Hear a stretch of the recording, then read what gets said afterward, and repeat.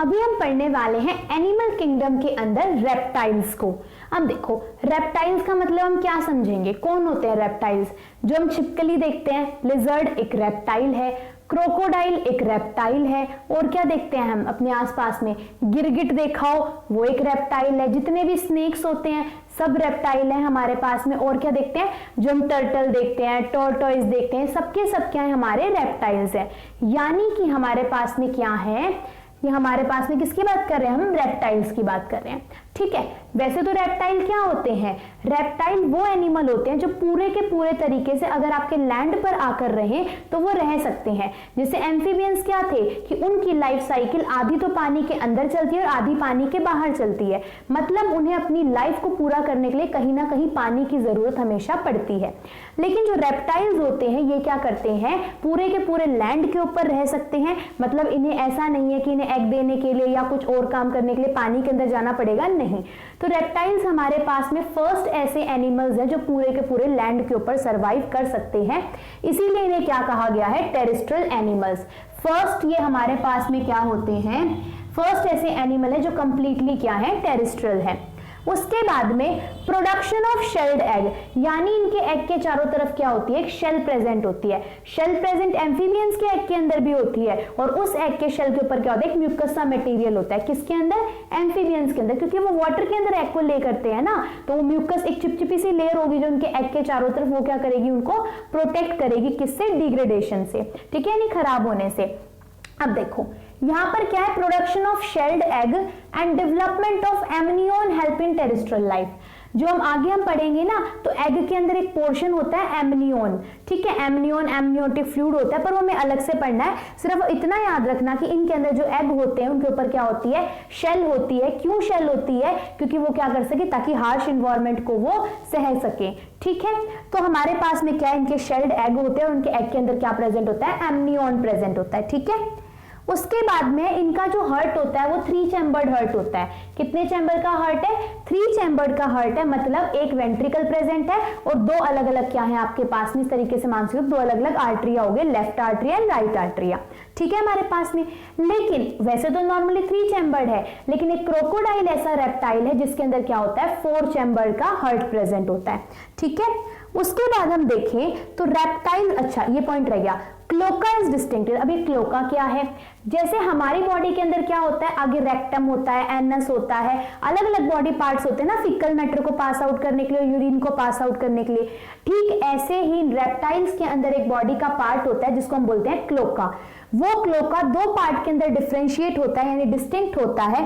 पहले का नाम होता है यूरोडियम और दूसरे का नाम होता है प्रोटोडियम, ठीक है। पहले का नाम क्या है, यूरोडियम, और दूसरे का नाम क्या है, प्रोटोडियम, ठीक है। तो यूरोडियम क्या करता है, इसके अंदर यूरिन की फॉर्मेशन कराता है, और प्रोटोडियम किसकी फॉर्मेशन कराता है, फीकल मैटर की, ठीक है। सो यूरोडियम तो क्या फॉर्मेशन कराएगा, यूरिन की, और जो आपके पास में प्रोटोडियम है वो क्या कराएगा, फीकल मैटर की फॉर्मेशन, ठीक है। मतलब 2 अलग अलग पार्ट है इसकी क्लोका के, एक यूरोडियम और एक प्रोटोडियम। यूरोडियम से यूरिन पास आउट होगा, प्रोटोडियम के अंदर से फीकल मैटर पास आउट होगा, ठीक है। उसके बाद में है कि रेप्टाइल्स के अंदर 2 टाइप में, 2 तो नहीं एक ही टाइप की डेंटेशन होती है। रेप्टाइल्स है प्लूरोडोंट डेंटेशन। डेंटेशन का मतलब होता है कि जो हमारे दांत होते हैं वो किस तरीके से अरेंज होते हैं हमारे, जो अब देखो दांतों के नीचे स्किन होती है ना हमारे पास में, उस स्किन के अंदर किस तरीके से लगे हुए हैं उसको बोलते हैं डेंटेशन। जैसे रेप्टाइल्स के अंदर प्लूरोडोंट डेंटेशन होती है, लेकिन क्रोकोडाइल एक ऐसा होता है जिसके अंदर थीकोडोंट डेंटेशन होती है। अब देखो प्लूरोडोंट, मैंने देखो हमारे दांत इस तरीके के होते हैं ना, कि 2 उसके अंदर क्या होती है, इस तरीके की कैनाल्स होती हैं, 2 रूट कैनाल भी बोलते हैं। मतलब दांत के अंदर क्या होता है, 2 यहाँ पर हिस्से होते हैं और ये पूरे के पूरे नीचे स्किन के अंदर क्या हुआ होता है, पूरा अच्छे से लगा हुआ होता है, ठीक है, पूरा का पूरा बैलेंस है दोनों साइड से। ये तो होती है हमारे पास में थीकोडोंट डेंटेशन, ठीक है। ये होती है प्लूरोडोंट डेंटेशन। इसमें क्या होगा कि स्किन के एक तो नीचे वाली साइड थोड़ा सा हिस्सा होगा और एक ऊपर वाली साइड इस तरीके से शार्प से कुछ टीथ प्रेजेंट होंगे, मतलब इस तरीके से ये वाला हिस्सा थोड़ा सा ऊपर है, दूसरे वाला हिस्सा थोड़ा सा नीचे है। ये किनके अंदर प्रेजेंट होता है, रेप्टाइल्स के अंदर, ठीक है। रेप्टाइल्स को क्या करना है, अपना शिकार पकड़ के खाना है, तो उसके लिए कौन ज्यादा हेल्पफुल होते हैं, प्लूरोडोंट डेंटेशन, ताकि अपने प्रे को, शिकार को अच्छे से पकड़ सके और उनके ऊपर स्ट्रॉन्ग उनकी क्या आ सके, एक तरीके से पकड़ आ सके। उसके लिए क्या होता है, प्लूरोडोंट डेंटेशन हेल्पफुल होती है, यानी ऐसे दांत उनके लिए ज्यादा हेल्पफुल होते हैं। उसके बाद में हमारे पास में आते हैं इसके एग्जाम्पल्स। ठीक है, यहाँ पे मैंने कुछ स्नेक के एग्जाम्पल लिखे हुए हैं। स्नेक्स भी हमारे किसके अंदर आते हैं, रेप्टाइल्स के अंदर। कॉमन स्नेक्स के नाम ना सबको पता है, तो वो याद करने की कोई जरूरत है नहीं। कुछ स्नेक्स के नाम है जो हमें याद करने हैं। पहला है नाजा नाजा। नाजा नाजा हम सोचेंगे कि कैसा सा नाम है, लेकिन नाजा नाजा जो कोबरा स्नेक होता है ना, कोबरा सांप का साइंटिफिक नेम होता है नाजा नाजा। ठीक है, मतलब कोबरा के पास में कौन जाना चाहेगा, पर इसका साइंटिफिक नेम क्या है, नाजा नाजा। किसका, कोबरा का। उसके बाद में आता है बंगैरिस।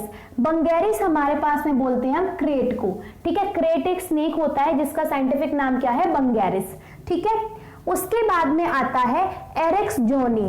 एरेक्स जोनी क्या होता है, मतलब दो मुंहा सांप सुना होगा, तो ये जो एरेक्स जोनी होता है टू हेडेड स्नेक होता है। इसके क्या होते हैं, स्नेक के दो मुंह होते हैं, और इसका कॉमन नाम क्या होता है, सैंड बोआ।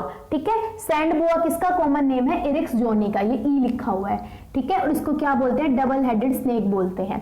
ठीक है, एक आता है हमारे पास में हाइड्रोपोनिक करके कुछ ऐसा स्नेक होता है, उसको वाटर स्नेक बोलते हैं। उसका ऐसे याद रख लेना, हाइड्रो वर्ड वाटर से रिलेटेड है तो उसको वाटर स्नेक बोलते हैं। ठीक है, उसके बाद में आ जाते हैं हमारे पास में एग्जाम्पल्स किसके, रेप्टाइल्स के। क्रोकोडाइल हमने देख लिया, ये भी रेप्टाइल्स के एग्जाम्पल है, बट मैंने स्नेक में अलग करके बता दिया। ठीक है, उसके बाद में है किलोनिया। चिलोनिया बोलो इसको। चिलोनिया जो है ये है हमारे पास में, देखो किसी ने टर्टल देखा है, टर्टल क्या करता है, देखो टॉर्टोइज होता है और एक टर्टल होता है, दोनों सेम नहीं होते। टॉर्टोइज होता है जो हमें समुद्र से बाहर दिखाई देता है, नॉर्मल एरिया में भी दिख जाता है, भारी सा उसका शेल होता है, और वो टॉर्टोइज चलता हुआ दिखता है ना, जो कहानी में हम सुनते हैं, तो वो होता है टॉर्टोइज जो हमें समुद्र से बाहर भी मिलता है। एक होता है टर्टल जो सिर्फ क्या रहता है, समुद्र के अंदर ही रहता है, वहीं पर ही तैरता है अपना। ठीक है, थोड़े बहुत टाइम के लिए आएगा बस बाहर, ज्यादा टाइम के लिए बाहर नहीं रह सकता। ठीक है, तो वो टर्टल जो होता है उसका तो नाम क्या होता है, किलोनिया। ठीक है, अपने पास में चिलोनिया बोलो। ठीक है, इसके अंदर क्या, अब हमें पता है टॉर्टोइज भी देखा होगा, कभी अपना सिर अंदर ले लेता है, कभी सिर बाहर निकाल लेता है। ठीक है, तो उसी के क्या फीचर है, ऐसे ही टर्टल भी करता है, हेड अंदर बाहर, मतलब कि कभी हेड को अपने अंदर ले जाता है, कभी बाहर ले आता है। ठीक है, तो वो तो हो गया चिलोनिया यानी टर्टल। अब टॉर्टोइज और टर्टल में क्या डिफरेंस था कि टर्टल तो ज्यादातर अपना टाइम पानी के अंदर स्पेंड करता है, जबकि जो टॉर्टोइज होते हैं इसके जो लिम्स होते हैं ना वो लेस वेब्ड होते हैं। टर्टल के क्या होते हैं, पैर से अच्छे से दिखाई देते हैं, क्योंकि इसके लिम्स क्या होते हैं, हाथ और पैर ही तो लिम्स होते हैं। टर्टल के लिम्स क्या होते हैं, वेब्ड होते हैं, मतलब थोड़ा ज्यादा ऐसा फिशेस के जैसा एरिया होता है, भाई वो पानी के अंदर तैर सके, ऐसे फैले से होते हैं, जबकि टॉर्टोइज के अंदर ऐसा नहीं होता। एक डिफरेंस ये होता है।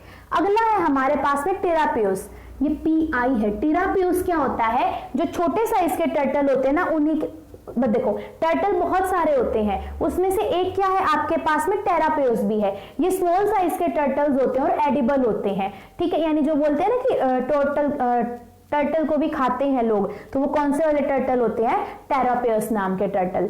ठीक है, अपने पास में ये जो समुद्र के अंदर जो आपके पास में जो किलोनिया नाम का टर्टल मिलता है, उससे थोड़े से छोटे साइज के होते हैं।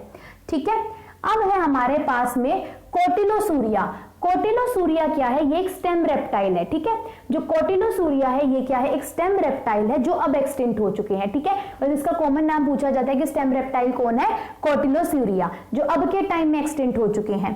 अगला आता है स्टडी ऑफ लिजर्ड। तो स्टडी ऑफ लिजर्ड को हम बोलते हैं सोरोलॉजी। ठीक है, स्टडी ऑफ लिजर्ड को क्या बोला जाता है, सोरोलॉजी बोला जाता है। अब एक नाम लिखा हुआ है हेमीडक्टाइलस। हेमीडक्टाइलस हम बोलते हैं वॉल लिजर्ड को, जो घर में छिपकली होती है उसका साइंटिफिक नेम क्या होता है, हेमीडक्टाइलस। अब छिपकली के पैर होते हैं ना, इन पैर के अंदर ना, पैरों को तो क्या बोलते हैं, डिजिट्स बोलते हैं हम इनको। जो हमारी भी उंगलियां होती है ना, इन सबको क्या बोलते हैं, डिजिट्स बोलते हैं। इन डिजिट्स के अंदर क्या होते हैं, सक्शन कप प्रेजेंट होते हैं। सक्शन क्या करेगा, उस एरिया को पकड़ के रखने के अंदर हेल्प करेगा। ठीक है, और ये छिपकली इसलिए नहीं गिरती दीवार से, मतलब कि कम गिरती है। उसके बाद में क्या आ जाता है, कैलोटिस। कैलोटिस होता है गार्डन लिजर्ड। एक तो लिजर्ड जो अपने घरों में देखते हैं, एक उसे थोड़ी सी बड़े साइज की लिजर्ड होती है जिसको हम कैलोटिस बोलते हैं। ठीक है, थोड़ी डरावनी सी दिखती है। उसके बाद में आता है कैमिलियन। कैमिलियन होता है ट्री लिजर्ड। गिरगिट देखा है ना, गिरगिट का साइंटिफिक नेम क्या होता है, कैमिलियन होता है। ठीक है, ये दोनों के दोनों मिमिक्री शो करते हैं। मिमिक्री का मतलब क्या सा है कि अपना कलर चेंज कर लेते हैं। ये हमने गिरगिट का तो सबने देखा हुआ है कि कलर चेंज कर लेता है, ठीक ऐसे ही जो कैलोटिस गार्डन लिजर्ड होते हैं ये भी क्या करती है, मिमिक्री को शो करती है। मिमिक्री का मतलब होता है अपनी बॉडी के कलर को चेंज कर लेना आसपास के सराउंडिंग के हिसाब से। ठीक है, उसके बाद में आता है ड्रैको। ड्रैको भी कई बार पूछा जाता है। ड्रैको एक फ्लाइंग लिजर्ड होता है। उसके बाद में आता है ड्रैको पूछा जाता है, कैमेलियन भी पूछा जाता है, कैलोटिस भी पूछा जाता है, ठीक है।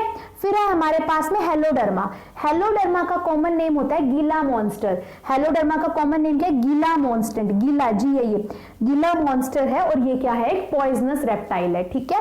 कौन सा? हेलोडर्मा। उसके बाद में आता है कोमोडो ड्रैगन, ठीक है। कोमोडो जो ड्रैगन होता है, जितने भी लिजर्ड होते हैं उन सब में से सबसे बड़े साइज का लिजर्ड होता है कौन? Komodo dragon. ये साइंटिफिक नेम नहीं है, ये इसका कॉमन नेम है, ठीक है। उसके बाद हमने पढ़े थे स्नेक्स। स्नेक्स भी वैसे तो दो टाइप के होते हैं हमारे पास में, पर इतना डीप हमें जाना नहीं है, ठीक है। तो यहाँ पर हमारे पास में क्या हो जाते हैं? रेप्टाइल्स के सारे एग्जाम्पल्स और उसके कॉमन फीचर्स कंप्लीट, ठीक है।